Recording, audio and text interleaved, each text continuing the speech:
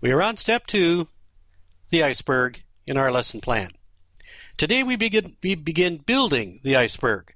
We take the first two concepts, administrative theory and organization, with the structure, culture, and change, and we complete the first two iceberg steps with them. You will need the iceberg assignment sheet and the iceberg scoring rubric. First, you write an introductory paragraph telling me why this concept, theory, for example, is critical to administration. This is a brief paragraph telling me why I should know anything about administrative theory. And you will do the same thing with organization. Second, you will develop a 3-column chart. In the left column, you will place a major point from the chapter that you think is important for all administrators to know. For example, you might choose classical theory. In the middle column, you will explain to me a bit about what classical theory is and why any administrator should know about it. You do not put values in this section. It is pure content. In the third column, you will choose one or more ELCC standards which you think applies to classical theory. You simply put the number of the ELCC standards in that column. You will choose however many major chapter points you think important enough to include.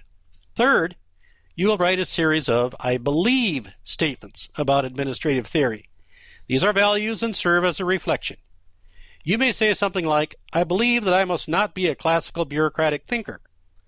These value statements tell me what you believe at this moment. At the end of each value, you will place the numbers of the ELC standards that you believe best fit the statement. You will then do the same for the second concept, organization.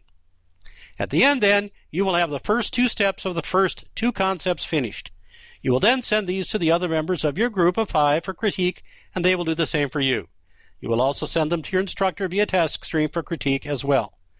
There will be samples of icebergs to show you how previous students have formatted them. Remember, any project you do for me must use proper grammar and must use technology tools like color and format in order to enhance readability. Look at it this way. You are applying for a job and you send the iceberg as a sample of your work. I, the employer, have 50 applications on my computer. The first thing I will do is skim through.